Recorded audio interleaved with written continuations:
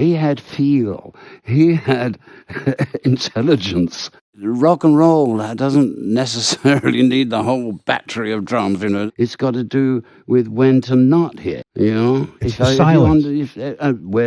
What do you got? If you're making music, silence is your canvas. Charlie Watts was more than just the drummer for the Rolling Stones. He was the band's backbone, a steady presence in a group defined by chaos. His death on August 24, 2021, at age 80, left a void that could never be filled. Watts was known for his reserved personality, his deep love for jazz, and his unwavering dedication to the band. For Keith Richards, the loss was deeply personal. Their relationship went beyond the music, built on decades of trust, humor, and mutual respect. A brief biography.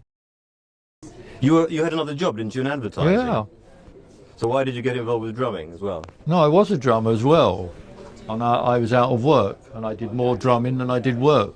And for years I looked upon drumming as part-time until it took over. Charlie Watts was born June 2, 1941, in London, England. His childhood was shaped by post-war Britain, where music became both an escape and an obsession. Jazz captivated him from an early age, with drummers like Max Roach, Elvin Jones, and Kenny Clarke leaving a lasting impression. Unlike many of his rock contemporaries, Watts never set out to be a rock star. His heart was in jazz, and his early musical experiences reflected that passion. His first professional gigs were with jazz and R&B bands in London's underground scene. While working as a graphic designer by day, he played music at night, balancing his artistic pursuits with his growing reputation as a skilled drummer. In 1963, he was approached by a group of young musicians looking for a drummer: Mick Jagger, Keith Richards, and Brian Jones. Watts was hesitant at first. He saw the Rolling Stones as a scrappy blues band with little future. But after some convincing, he joined, and his presence immediately transformed their sound.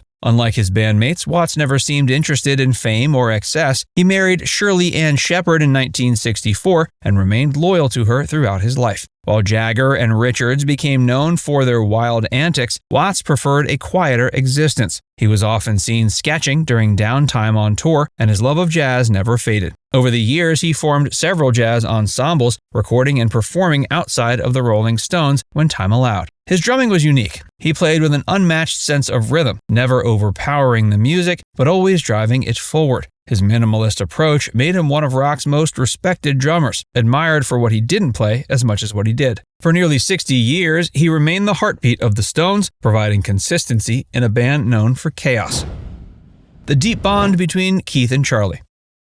Keith Richards and Charlie Watts shared a connection beyond music. While the Stones were often defined by the chemistry between Richards and Mick Jagger, it was Watts who anchored the band, musically and personally. Richards frequently described Watts as the rock that kept everything steady, a drummer who never sought the spotlight but was always in complete control. Their relationship was built on mutual respect, trust, and an unspoken understanding that defined their decades together. Musically, Watts was the perfect drummer for Richards' loose, riff-driven guitar style. Unlike many drummers who relied on heavy fills or flashy technique, Watts played with restraint, giving the Rolling Stones their signature groove. Richards often said that Watts' ability to stay locked into the rhythm allowed him to play guitar the way he wanted. Without that foundation, the band's sound wouldn't have worked. Their unshakable groove became the backbone of songs like Honky Tonk Women, Brown Sugar, and Jumpin' Jack Flash. Offstage, their friendship was built on humor and an understanding of each other's quirks.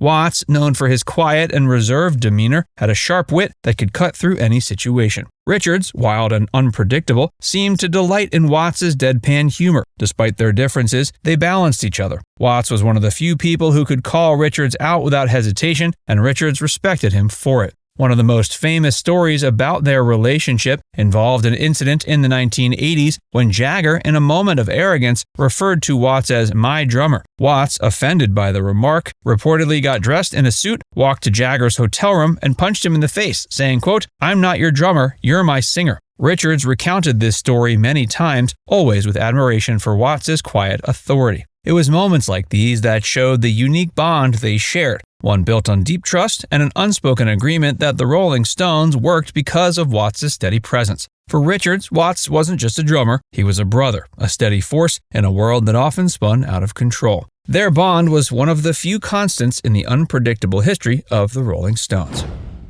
Keith's reflections on Charlie's passing.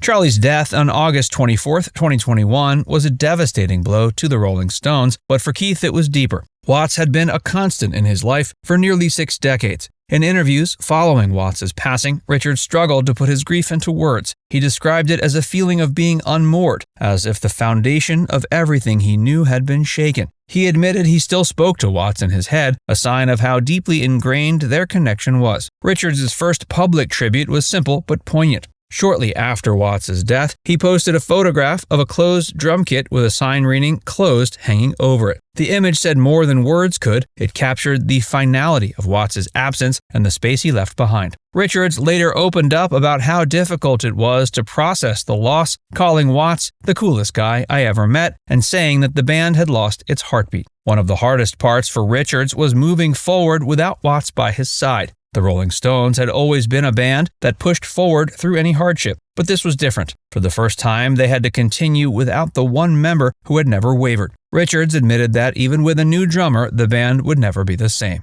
Despite the grief, he found ways to keep Watts' presence alive. He spoke about him often, recalling their countless years together with both sadness and admiration. He shared memories of Watts' humor, his impeccable sense of style, and his love for jazz. More than anything, Richards made it clear that Watts wasn't just a part of his past, he was still with him, in spirit, in music, and in the rhythm of every song the Rolling Stones played. The impact of Charlie Watts' death on the Stones. It's a heartbeat, you know. I mean, Charlie was a heartbeat for the band, you know, and also a very steady personality, you know. He's a very reliable person, you know, wasn't a diva, you know. That's the last thing you want in a drummer. Right. So Charlie was a very subtle drummer. And it was, everyone says what Charlie loved was jazz. Yeah, he loved jazz. He did love jazz, and that gave him the subtlety that perhaps that he wouldn't have had if he hadn't been such a student and also played jazz a lot. But he was a rock drummer as well. Charlie's passing marked a turning point for the Rolling Stones. He'd been the band's rhythmic backbone since 1963, providing the steady pulse that allowed their music to thrive. Without him, the group faced an uncertain future. While they decided to continue performing, the absence of Watts was impossible to ignore. For Keith Richards, losing Watts was not just about losing a drummer, it was losing a brother, a trusted companion, and the person who kept the band grounded through decades of highs and lows. Richards acknowledged that carrying on without Watts felt strange. He described it as stepping into uncharted territory, as Watts had always been the one constant in the ever-changing world of the Stones. The band decided to continue their tour with Steve Jordan, a longtime collaborator, who had Watts' blessing to take over in the event that he couldn't perform. Richards, despite his deep sense of loss, believed that Watts would have wanted them to keep going. But even with Jordan behind the kit, Richards admitted that no one could truly replace Watts. The other members of the Stones shared their own reflections. Mick Jagger described Watts as the heart of the band, someone who was not only a brilliant musician, but also a dear friend. Ronnie Wood spoke about Watts' quiet strength, recalling how he never sought attention but commanded respect with his presence. Each of them felt the weight of his absence, and while they continued making music, it was clear that the dynamic had shifted. For Richards, Watts' influence could still be felt in every performance. He often spoke about how he could hear Watts in his head while playing, as if his drumming still guided him. The Stones had always been a band that pushed forward, but this time they were doing so with the memory of Watts driving them rather than his physical presence. It was a reminder that some losses can never be fully healed, only carried forward. Now it's time to hear from you. What's your favorite Stones song? Let us know in the comments section below.